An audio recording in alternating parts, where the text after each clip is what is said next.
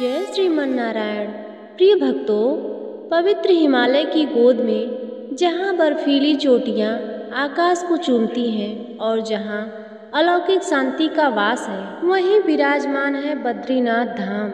यह केवल एक तीर्थ स्थल नहीं है, बल्कि साक्षात देवत्व का अनुभव है, जहाँ कण कण में भगवान श्री हरि विष्णु की दिव्य लीलाओं की गूंज सुनाई देती है। जब हम इस पावन भूमि की ओर देखते हैं तो मन श्रद्धा और विस्मय से भर उठता है। यहाँ की हर शिला, हर धारा और हर बूंद एक प्राचीन गाथा को समेटे हुए है, जो हमें धर्म, त्याग और परम शक्ति के उस अद्भुत संगम से जोड़ती है। यह कथा केवल एक पौराणिक आख्यान नहीं है, बल्कि मोक्षदायिनी और पापहारिणी धारा के समान है। जो भी भक्त सच्चे हृदय और पूर्ण श्रद्धा भाव से इस अलौकिक कथा का श्रवण करते हैं, उन्हें मानो बद्रीनाथ धाम की साक्षात यात्रा का पूर्ण फल प्राप्त होता है। इस कथा के प्रत्येक शब्द में वह शक्ति है जो आपके सभी कष्टों और पापों का हरण कर सकती है, आपके जीवन में सुख, शांति और समृद्धि लाएगी और आपको परम आध्यात्मिक आनंद की अनुभूति भी कराएगी। आइए उस पवित्र समय की गहराइयों में उतरें, जब ब्रह्मांड पर एक गहन संकट मंडरा रहा था और परमपिता परमात्मा ने स्वयं इस धरा पर अवतार लेकर धर्म की पुनर्स्थापना का बीड़ा उठाया। यह कथा केवल शब्दों का संग्रह नहीं, अपितु एक आवाहन है उस दिव्य ऊर्जा को महसूस करने का, उस असीम प्रेम में डूब जाने का और उस परमपिता के सत्ता के प्रति अपनी आत्मा को समर्पित कर देने का। तो तैयार हो जाइए, अपनी आंखें बंद कीजिए और अपने हृदय को खोल दीजिए, क्योंकि अब हम प्रवेश करने वाले हैं बद्रीनाथ धाम की उस अविस्मरणीय गाथा में, जहां हर चरण दिव्य चमत्कार और हर मोड़ पर भगवान की महिमा के दर्शन होते हैं। यह कथा दुर्दम्य नाम का एक शक्तिशाली राक्षस से शुरू होती है। वह अपनी अदम्य इच्छा शक्ति और दृढ़ संकल्प के लिए जाना जाता था। अमरता की अदम्य इच्छा से प्रेरित होकर दुर्दम्य ने सृष्टि के पालक सूर्यदेव की कठोर तपस्या शुरू की। उसने वर्षों तक बिना अन्न जल ग्रहण किए तीव्र अग्नि के सामने और प्रचंड शीत के बीच ध्यान किया। उसकी तपस्या इतनी तीव्र थी कि तीनों लोकों में हाहाकार मच गया। सूर्यदेव उसकी तपस्या से प्रसन्न होकर उसके सामने प्रकट हुए। जब दुर्दम्य ने अमरता का वरदान मांगा तो सूर्यदेव ने उसे ब्रह्मांड का अकाट्य नियम समझाया। उन्होंने कहा, हे दुर्दम्य, जो भी जन्म लेता है उसकी मृत्यु निश्चित है। यह सृष्टि का अटल नियम है और मैं इसे बदल नहीं सकता। सूर्यदेव ने उसे अमरता के स्थान पर कोई और वरदान मांगने का सुझाव दिया। दुर्दम्य ने कुछ देर सोचा। वह जानता था कि सीधे अमरता प्राप्त करना असंभव है, लेकिन वह एक ऐसा वरदान चाहता था जो उसे लगभग अमर बना दे। अपनी राक्षसी बुद्धि का प्रयोग करते हुए उसने एक अनूठा वरदान मांगा। उसने कहा, हे देव, मुझे 1000 कवच प्रदान करें। यह कवच ऐसे हो जिनमें प्रत्येक कवच को केवल वही व्यक्ति तोड़ सके जिसने 10,000 वर्षों तक निरंतर तपस्या की हो। सूर्यदेव ने उसकी इच्छा को समझते हुए यह सीधे तौर पर अमरता नहीं है, तथापि यह कठिन शर्त है, उसकी इच्छा पूरी कर दी। इस वरदान के साथ दुर्दम्य ने सहस्त्र कवच के नाम से जाना जाने लगा।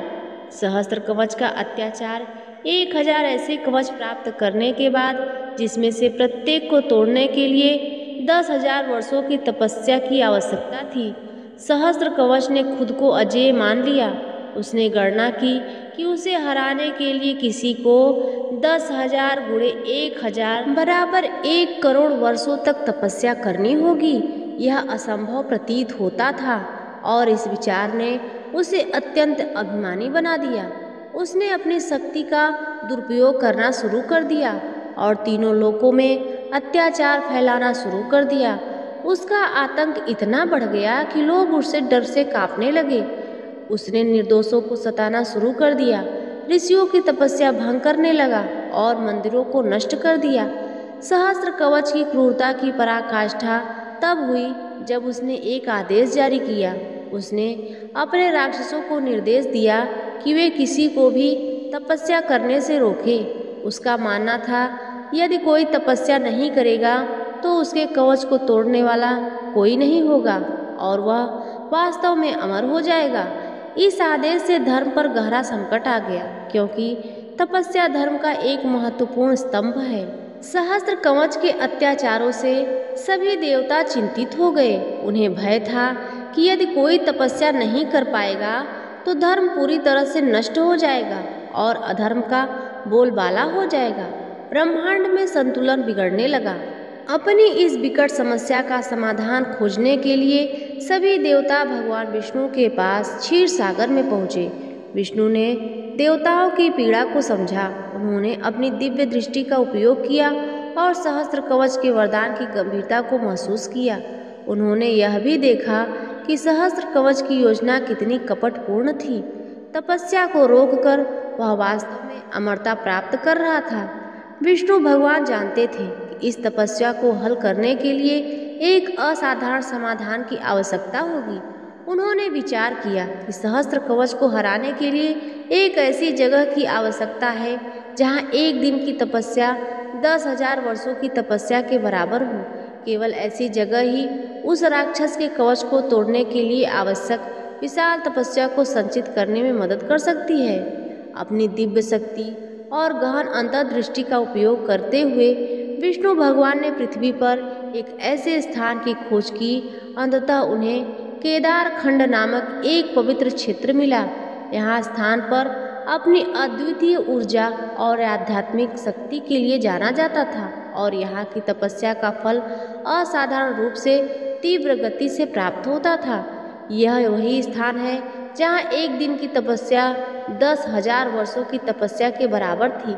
विष्णु भगवान ने अन्य देवताओं को अपनी योजना बताई। उन्होंने समझाया कि वे केदार खंड जाएंगे और वहां गहन तपस्या करेंगे, जिससे सहस्त्र कवच को हराने के लिए आवश्यक शक्ति प्राप्त हो सके। सभी देवता इस योजना से सहमत थे और उन्होंने विष्णु भगवान को अपना समर्थन दिया। जब विष्णु भगवान केदार खंड पहुँचे तो उन्होंने पाया कि यह स्थान पहले से ही भगवान शिव और माता पार्वती का निवास स्थान था। भगवान शिव और माता पार्वती वहां अपनी तपस्या और लीलाएं कर रहे थे और यह एक अत्यंत पवित्र और शक्तिशाली स्थान था। भगवान विष्णु को यह भी पता था कि बलपूर्वक या सीधे अनुरोध से शिव और पार्वती से उस स्थान को लेना संभव नहीं होगा। उन्हें एक ऐसी योजना बनानी पड़ी जो न तो शिव को नाराज करे और न ही पार्वती के मातृत्व स्नेह का उल्लंघन करे। विष्णु भगवान ने एक अद्भुत रूप धारण किया। वे एक छोटे और रोते हुए बच्चे में बदल गए। जब शिव और माता पार्वती अपने गुफा से कुछ समय के लिए दूर थे, तब विष्णु भगवान ने उस बच्चे के रूप में उनकी गुफा में प्रवेश द्वार पर खुद को स्थापित कर लिया और जोर जोर से रोने लगे। माता पार्वती अपने मातृत्व स्नेह और करुणा से भरी हुई बच्चे के रोने की आवाज़ सुनकर द्रवित हो गई। वह तुरंत बच्चे को अपनी गोद में लेने के लिए आगे बढ़ी, लेकिन शिव अपनी सर्वज्ञता से सब कुछ जानते हुए माता पार्वती को चेतावनी दी। उन्होंने कहा, हे प्रिय पार्वती, यह कोई साधारण बच्चा नहीं है, यह मायावी है, तुम्हें इससे दूर रहना चाहिए। भगवान शिव जानते थे कि यह भगवान विष्णु की लीला है, लेकिन उन्होंने पार्वती माता को सीधे रोका नहीं, क्योंकि वे भी इस लीला का हिस्सा बनना चाहते थे। भगवान शिव की चेतावनी के बावजूद पार्वती माता का मातृत्व हृदय पिघल गया। वह भगवान शिव की चेतावनी को अनसुना कर उस रोते हुए बच्चे विष्णु भगवान के पास गई। उन्होंने उसे उठाया, उसे अपनी गोद में लिया और उसे गुफा के अंदर ले गई। उन्होंने उसे दुलारा, उसे खिलाया और उसकी देखभाल की जब तक कि वह सो नहीं गया। माता पार्वती को यह नहीं पता था कि वह बच्चा साक्षात भगवान विष्णु थे, जो सहस्त्र कवच को हराने के लिए एक दिव्य योजना पर काम कर रहे थे। जब भगवान शिव और माता पार्वती फिर से गुफा से कुछ समय के लिए दूर गए, तब भगवान विष्णु ने तुरंत अपनी योजना के अगले चरण को अंजाम दिया। उन्होंने अपने वास्तविक रूप में आकर गुफा को अंदर से सील कर लिया। उन्होंने ऐसा इसलिए किया ताकि वे अपनी गहन तपस्या बिना किसी बाधा के कर सके और कोई भी उन्हें परेशान न कर सके। जब भगवान शिव और माता पार्वती वापस लौटे और गुफा को बंद पाया तो भगवान शिव ने पार्वती से कहा, देखो प्रिय, मैंने तुम्हें पहले ही चेतावनी दी थी। वह कोई साधारण बच्चा नहीं था, यह भगवान विष्णु की लीला थी। यह समझते हुए भगवान विष्णु ने अपनी तपस्या के लिए उस स्थान को सुरक्षित कर लिया और भगवान शिव और माता पार्वती उस स्थान को छोड़ दिया। वे गंधमादक पर्वत पर चले गए, जो बाद में केदारनाथ के नाम से प्रसिद्ध हुआ, और वहां अपनी लीलाएं और तपस्या जारी रखी। इस प्रकार केदार खंड में विष्णु भगवान ने अपनी तपस्या के लिए आदर्श स्थान प्राप्त कर लिया। इस बीच क्षीर सागर में माता लक्ष्मी भगवान विष्णु की पत्नी अकेली थी। नारद मुनि, जो तीनों लोकों में भ्रमण करते थे, उनसे मिलने आए। नारद ने लक्ष्मी से विष्णु भगवान के ठिकाने के बारे में पूछा। लक्ष्मी ने नारद को बताया कि विष्णु भगवान तपस्या के लिए कहीं चले गए हैं। नारद ने लक्ष्मी को बताया कि विष्णु पृथ्वी पर केदार खंड में तत्वों के संपर्क में कठोर तपस्या कर रहे हैं। यह सुनकर माता लक्ष्मी चिंतित हो गई। उन्हें अपने पति की परवाह हुई, जो बिना किसी आश्रय के प्रकृति की कठोरता में तपस्या कर रहे थे। वह उनके साथ जाने और उनकी सेवा करने का फैसला किया। जब माता लक्ष्मी केदार खंड पहुंची तो उन्होंने देखा कि भगवान विष्णु सचमुच बिना किसी आश्रय के तीव्र धूप और वर्षा के बीच तपस्या कर रहे थे। अपने पति को बचाने और उनकी सेवा करने के लिए माता लक्ष्मी ने एक अद्भुत रूप धारण किया।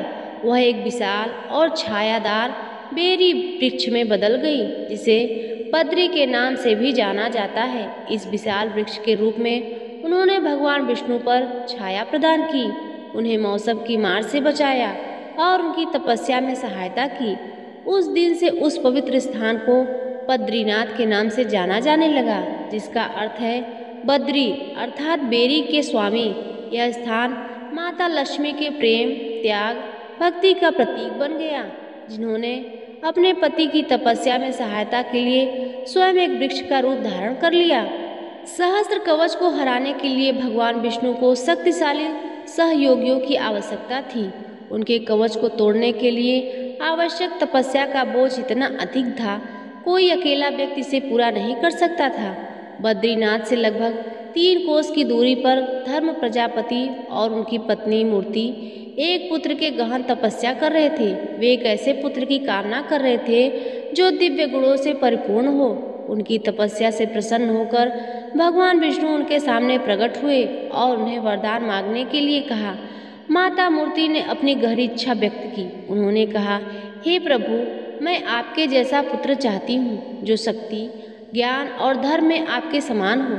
विष्णु भगवान ने उसकी इच्छा पूरी की। उन्होंने कहा, उनके 2 पुत्र होंगे, नर और नारायण, जो उनके अपने ही रूप होंगे। उन्होंने आगे कहा, ये दोनों पुत्र अत्यंत शक्तिशाली तपस्वी होंगे, वे ही सहस्त्र कवच को हराने के लिए नियत है। इस प्रकार धर्म और मूर्ति के माध्यम से भगवान विष्णु ने स्वयं 2 रूपों में अवतरित लिया। वो उनकी दिव्य लीला का एक अभिन्न अंग था। नर और नारायण का जन्म हुआ और उन्होंने अपनी गहन तपस्या शुरू की। बद्रीनाथ के पवित्र वातावरण में, जहाँ एक दिन की तपस्या 10,000 वर्षों के बराबर थी, उसकी तपस्या अत्यंत तीव्र गति से फल देने लगी। वे एक अद्वितीय तरीके से तपस्या करते थे, एक ध्यान में लीन रहा करते थे, जब दूसरा बाहरी दुनिया के कार्यों में संभालता था। जब सहस्त्र कवच को उसकी तपस्या के बारे में पता चला तो वह भयभीत हो गया। वह जानता था यदि ये तपस्वी अपनी तपस्या पूरी कर लेंगे तो उसके कवच टूट जाएंगे। उसने अपनी विशाल राक्षस सेना को नर और नारायण को मारने के लिए भेजा, लेकिन नर और नारायण अपनी तपस्या से प्राप्त दिव्य शक्तियों से लैस राक्षसों के कोई मुकाबला नहीं थे। उन्होंने आसानी से राक्षस सेना को हरा दिया। राक्षसों की हार के बाद सहस्त्र कवच ने स्वयं नर और नारायण का सामना किया। एक भयंकर युद्ध छिड़ गया। नर और नारायण ने एक अनूठी रणनीति अपनाई। उन्होंने बारी बारी से सहस्त्र कवच से लड़ाई लड़ी। एक दिन एक योद्धा युद्ध करता था और एक कवच तोड़ता था, जबकि दूसरा गहन तपस्या करता था। अगले दिन भूमिकाएं बदल जाती थी। जिसने तपस्या की थी वह युद्ध करता था और जिसने युद्ध किया था वह तपस्या करता था। इस रणनीति से वह लगातार अपनी शक्ति बढ़ाते रहे और सहस्त्र कवच के कवच तोड़ते रहे। वर्षों तक यह प्रक्रिया चलती रही। नर और नारायण के संयुक्त प्रयासों और अद्वितीय रणनीति से सहस्त्र कवच के 999 कवच टूट गए। अब केवल एक कवच शेष था। अपनी आसन्न मृत्यु से डरकर सहस्त्र कवच घबरा गया। वह जानता था कि उसका अंत निकट। अपनी जान बचाने के लिए वह शरण के सीधे सूर्यदेव के पास भाग गया, जिन्होंने उसे मूल वरदान दिया था। नर और नारायण ने उसका पीछा किया और सूर्यदेव से सहस्त्र कवच को सौंपने की मांग की, ताकि वे उसका अंतिम कवच तोड़ सके और उसे मार सके। सूर्यदेव अपनी भक्त की रक्षा करने के लिए बाध्य थे। उन्होंने नर और नारायण से सहस्त्र कवच को बख्शने की विनती की। उन्होंने वादा किया कि सहस्त्र कवच अब और कोई पाप नहीं करेगा और वह अपनी गलतियों का प्रायश्चित करेगा। लेकिन नर और नारायण ने घोषणा की कि सहस्त्र कवच की मृत्यु उनके हाथों से ही नियत है। उन्होंने भविष्य की भविष्यवाणी करते हुए कहा, द्वापर युग में सूर्यदेव सहस्त्र कवच को माता कुंती के गर्भ में रखेंगे, जहाँ वह कर्ण के रूप में जन्म लेगा।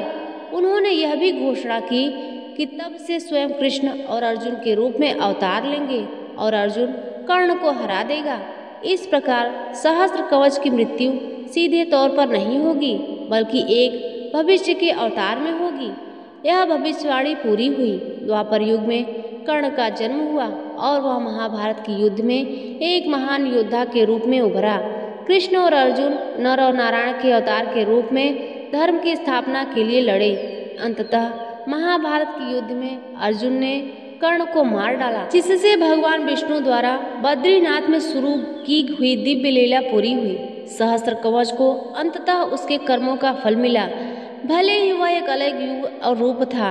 यह कथा इस बात को दोहराती है कि केदार खंड में भगवान विष्णु की कार्रवाई, बद्रीनाथ का बनना और नर नारायण का कृष्ण अर्जुन के रूप में अवतार लेना धर्म की रक्षा और अधर्म के विनाश के लिए उनकी दिव्य लीला का एक हिस्सा था।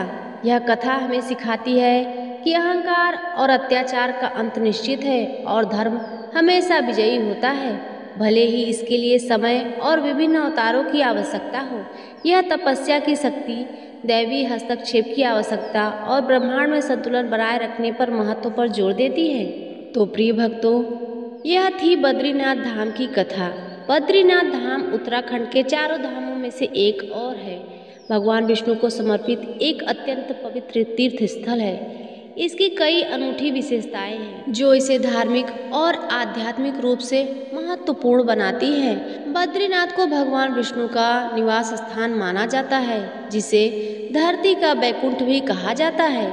मान्यता है कि यहाँ भगवान विष्णु स्वयं विराजमान रहते हैं, भक्तों को साक्षात अनुभव प्रदान करते हैं। यहाँ बद्री नारायण के रूप में भगवान विष्णु की पूजा होती है। उनकी मुख्य मूर्ति शालिग्राम शिला से बनी है और चतुर्भुज ध्यान मुद्रा में पद्म आसन में विराजमान है। यह मूर्ति स्वयं प्रकट मानी जाती है। बद्रीनाथ धाम नर और नारायण नामक दो पर्वतों के बीच स्थित है। पौराणिक कथाओं के अनुसार भगवान विष्णु के अंश नर और नारायण, जो बाद में अर्जुन और कृष्ण बने, ने यहीं पर कठोर तपस्या की। इस स्थान पर धार्मिक महत्व यह है कि की गई तपस्या का फल असाधारण रूप से तीव्र गति से प्राप्त होता है, जैसा कि सहस्त्र कवच की कथा में वर्णित है। एक दिन की तपस्या का 10,000 वर्षों की तपस्या के बराबर मानी जाती है। माता लक्ष्मी ने भगवान विष्णु की तपस्या में सहायता के लिए स्वयं एक विशाल बद्री बेरी के वृक्ष का रूप धारण किया था, ताकि वे उन्हें धूप और वर्षा से बचा सके। इसी कारण इस स्थान का नाम बद्रीनाथ पड़ा, जिसका अर्थ है बद्री अर्थात बेरी के स्वामी। यह माता लक्ष्मी के प्रेम और त्याग का प्रतीक है। बद्रीनाथ धाम के कपाट साल में लगभग 6 महीने के लिए खुलते हैं। आमतौर पर मई से नवंबर तक शीतकाल में जब कपाट बंद होते हैं, तब भी मंदिर के अंदर एक अखंड दीप जलता रहता है। यह एक रहस्य है कि यह दीपक इतने लंबे समय तक कैसे जलता रहता है। इस दौरान भगवान की शीतकालीन पूजा मानव पांडुकेश्वर और ज्योतिर्मठ के नृसिंह मंदिर में होती है। माना जाता है आदि शंकराचार्य ने 8वीं शताब्दी में इस मंदिर का जीर्णोद्धार किया और नारद कुंड से भगवान बद्री नारायण की मूर्ति को निकालकर पुनः प्रतिष्ठित किया। उन्होंने ही भारत के 4 कोनों में 4 मठों की स्थापना कर सनातन धर्म को संगठित किया, जिसमें से बद्रीनाथ धाम भी एक प्रमुख केंद्र है। बद्रीनाथ मंदिर में पूजा नारदीय 5 रात्रि परंपरा से होती है। यहाँ की पूजा में शंख नहीं बजाया जाता। इसके पीछे भी कई पौराणिक मान्यताएं हैं, जिसमें से एक यह है कि एक बार माँ लक्ष्मी जब बद्रीनाथ में ध्यान मग्न थी, तब भगवान विष्णु ने शंखचूर्ण नामक राक्षस का वध किया था, इसलिए शंख नहीं बजाया जाता। मंदिर के मुख्य पुजारी को रावल कहा जाता है, जो परंपरागत रूप से दक्षिण भारत के केरल राज्य से होते हैं।